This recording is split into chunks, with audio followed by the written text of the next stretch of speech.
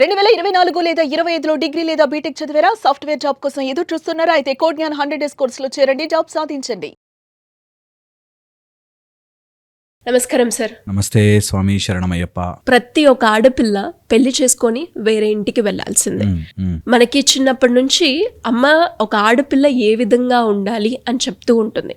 And especially పెళ్లి చేసుకొని ఒక ఇంటికి వెళ్తున్న ఆడపిల్ల భార్యగా, కోడలుగా ఏ విధంగా ఉంటే ఆ ఇల్లు సుఖశాంతులతో నిండుతుందంటారు? చాలా మంచి ప్రశ్న. నాకు ఎప్పుడు మొన్న ఈ మధ్య ఒకళ్ళు ఎవరో అడిగారు, అమ్మాయిలు ఎందుకు వెళ్ళాలి సార్, అబ్బాయిలు ఇంటికి రావచ్చు కదా అని. నైస్. యాక్చువల్గా అట్లా జరిగితే ఎంత సంతోషంగా ఉంటుందో. అయితే కొన్ని విషయాలు మనము బికాజ్ ఈ సొసైటీలో ఉన్నాం కాబట్టి ఇంటికి వచ్చే అమ్మాయి వల్ల ఎన్నో విషయాలు మారిపోతాయి. మనకెప్పుడో చెప్పేవారు, ఒక ఆవుని ఇంటికి తెచ్చుకున్నా, కోడలు ఇంటికి వచ్చినా, లేకపోతే డబ్బు లక్ష్మి ఇంటికి వచ్చినా, లేకపోతే ఒక మన మనుషుల్ని మార్చే ఒక మనస్తత్వం ఇంటికి వచ్చిన మనస్తత్వం అంటే జస్ట్ చేంజ్ ఇన్ మైండ్. బయట సొసైటీలో ఏదో చూసి నేర్చుకొచ్చి ఇంట్లో పిల్లలు కొంతమంది ట్యాంట్రమ్స్ చేస్తారు చూడు, అలా ఇంటికి వచ్చిన చాలా మార్పులు జరుగుతాయి. ఇప్పుడు నువ్వు అన్నట్టు ఒక అమ్మాయి పెళ్లి చేసుకుని ఇంటికి వస్తే ఆ ఇంట్లో ఎలా మెలిగితే ఆ ఇల్లు ఆనందంగా సంతోషంగా ఉంటుందని ఫస్ట్ పాయింట్. ఇందులో 3 ఆస్పెక్ట్స్ చూడాలి. ఫస్ట్, ఇంటికి రాగానే అమ్మాయి వైఫ్ అండ్ హస్బెండ్గా ఒక సెట్, తర్వాత ఆ అత్తమామకి కోడలుగా ఒక సెట్, తర్వాత వీళ్ళకి వంశము ఆర్ సంతానము కలిగాక ఒక సెట్. ఓకే, సో అది వెరీ వెరీ ఇంపార్టెంట్. ఎవరైనా అమ్మాయి పెళ్లి చేసుకుని ఇంటికి వస్తే ఫస్ట్ థింగ్ అర్థం చేసుకోవాల్సింది, నేను నెక్స్ట్ 70 ఏళ్ళు 80 ఏళ్ళు ఈ ఇంట్లో ఉండబోతున్నాను ఆర్ ఈ ఇంటికి సంబంధించిన మనిషిని అనేది మనస్ఫూర్తిగా నమ్మగలగాలి. ఎవరి ఆస్పెక్ట్లో? అటు హస్బెండ్ ఆస్పెక్ట్లో, ఇటు అత్తామామ ఆస్పెక్ట్లో, ప్లస్ అమ్మాయి ఆస్పెక్ట్లో. చాలామంది ఎక్కడ స్టక్ అయ్యేది ఎక్కడ తెలుసా? కోడలు ఇంటికి వచ్చింది కాబట్టి మేము చెప్పినట్టు వినాలి, నేను చెప్పినట్టు కాదు, అది వెరీ వెరీ రాంగ్. కోడలు ఇంటికి వచ్చింది, ఇప్పటిదాకా మేమున్న మనస్తత్వాల నుంచి ఒక్కడుగు అందరం కలిసి పైకి ఎక్కుతాం అనే మైండ్ సెట్లోకి రావాలి. చాలా చాలా ఇంపార్టెంట్.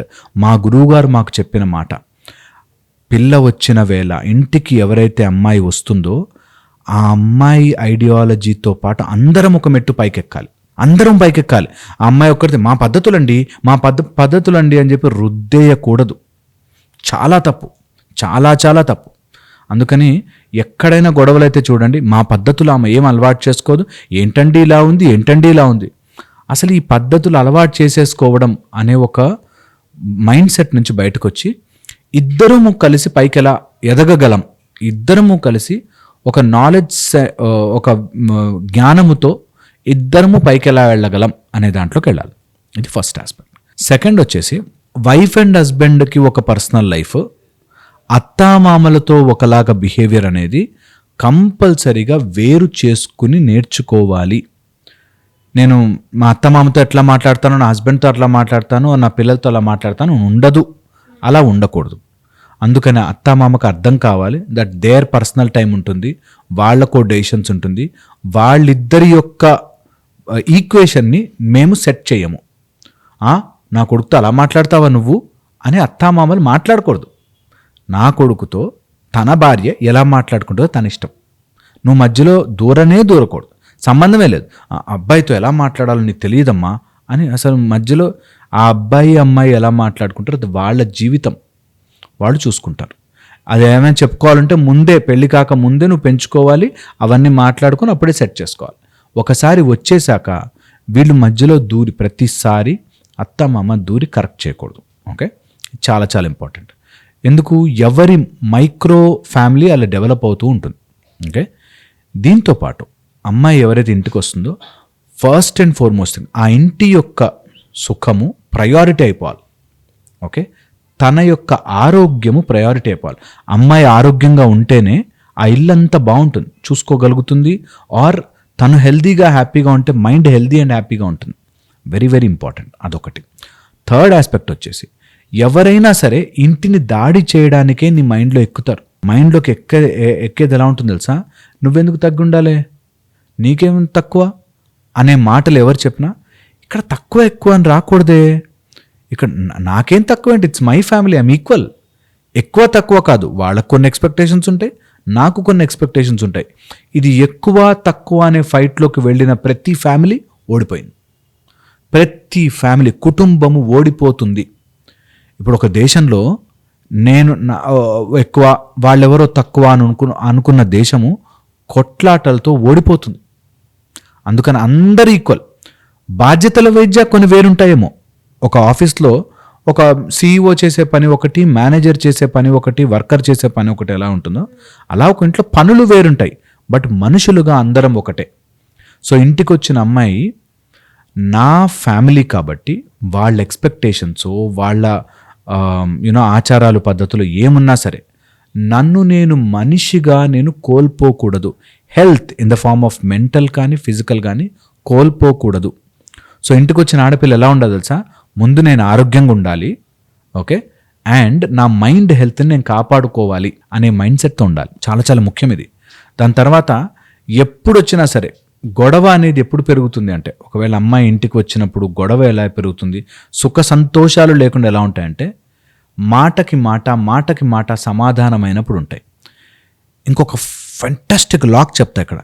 మాటకి మాట చెప్పకూడదు అన్నారు కదా అని వీళ్ళు నోరు నొక్కుని బ్రతికి లాస్ట్కి ఓ రోజు బర్స్ట్ అయిపోతారు. నేను ఎంత అడ్జస్ట్ అయ్యానండి. Very wrong.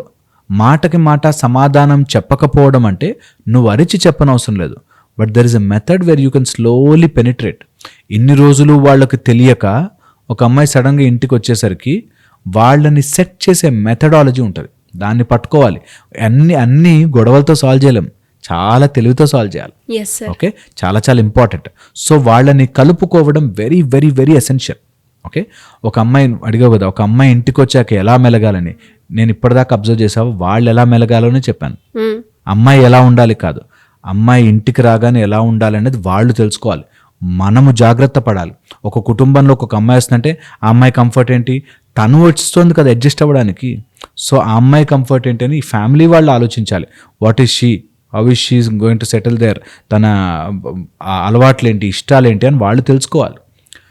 తెలుసుకుంటున్నారు అనగానే అమ్మాయి should be very very happy. నేను చూశాను అలా అత్తమామలు తెలుసుకుని తన కోసం అన్నీ చేస్తుంటే ఇంక ఎక్స్ప్లాయిట్ చేసేసి, ఇంకా అవును నేను ఇలాగే ఉంటాను, నేను ఇలాగే ఉంటానని చెప్పి ఎక్స్ప్లాయిట్ చేస్తాను.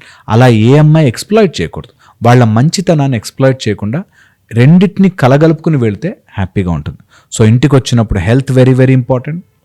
వాళ్ళ కల్చర్ని అర్థం చేసుకుని నీ కల్చర్ని జాయిన్ చేసుకోవడం, కన్జాయినింగ్ చాలా చాలా ఇంపార్టెంట్. అండ్ ఎప్పుడు కూడా బయటవాడి ఇన్ఫ్లుయెన్స్తో అనవసరమైన వితండవాదాలకి దిగకూడదు. వితండవాదం is always dangerous. And fourth, the most important, నొక్కుకుని బతికేయడం అనేది గొప్ప విషయం కాదు. నేను నోరు నొక్కుని ఇంకా ఒక ఇంటికి వచ్చాక తప్పదు కదండి అని పాత సినిమాటిక్ ఓవర్ యాక్షన్లు చేయకుండా మనకి చెప్పాల్సినది మంచి మాటల ద్వారా చెప్పాలి. నువ్వు నీ బౌండరీ క్లియర్గా గీసుకోకపోతే నిజంగా నువ్వు చాలా ట్రామాకి గురవుతావు. అందుకనే నన్ను అందరి ముందు అరవడం నాకు ఇష్టం ఉండదు. యాజ్ అ కోడలు అందరి ముందు అరవడం ఇష్టం ఉండదు. నాకు తెలిసిన ఒక ఫ్యామిలీ, ఒక పెద్ద కోడలు, ఇంటికి పెద్ద కోడలు, ఓకే, తను ఇలా సైలెంట్గా ఉండి వాళ్ళు ఎవరు ఏమంటున్నా నేను ఎంత బాధపడ్డానండి ఇట్లా ఏడుస్తున్నాం అంటే బాధపడద్దు. పెద్ద కోడలుగా you should take that responsibility. అందరినీ సెట్ చేసుకుంటూ రావాలి. Set them right. అది మంచి మాటతో చాలా తెలివిగా సెట్ దెమ్ రైట్. మీకు తెలియదండి అదంత ఈజీ కాదు. ఏది ఈజీ కాదు లైఫ్లో ఏది ఈజీ కాదు. దాన్ని సెట్ చేసుకోవడమే పని. ఎందుకు? ఆ కుటుంబంలోకి వెళ్ళాం కాబట్టి. సో అలాగా ఎలా నడుచుకోవాలో ఆడపిల్ల గట్టిగా, ధైర్యముతో, పద్ధతితో, కరెక్ట్నెస్తో, ధర్మముతో ఎప్పుడు నడుస్తుంది. కొన్ని మాటల వల్ల పగులుతాయి రిలేషన్షిప్స్. ఆ మాటలు అనకుండా ఉంటేనే నయం.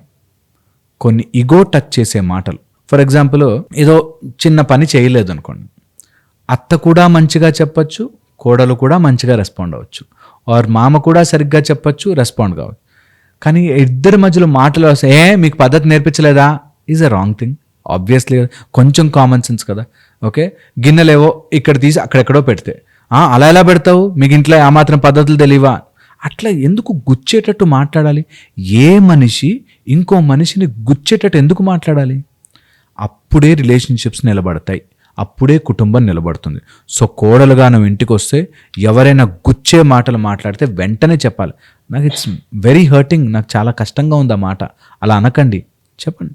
Very very important. So do your duty, at the same time be strong in your boundaries. ఈ రెండిటితోనే కుటుంబం సంతోషంగా ఉంటుంది. ఏది నచ్చదో చెప్పడానికి భయపడవద్దు, ఏది నువ్వు చెయ్యాలో చెయ్యడానికి ఆలోచించవద్దు. That will be beautiful thing. Thank you sir, thank you so much.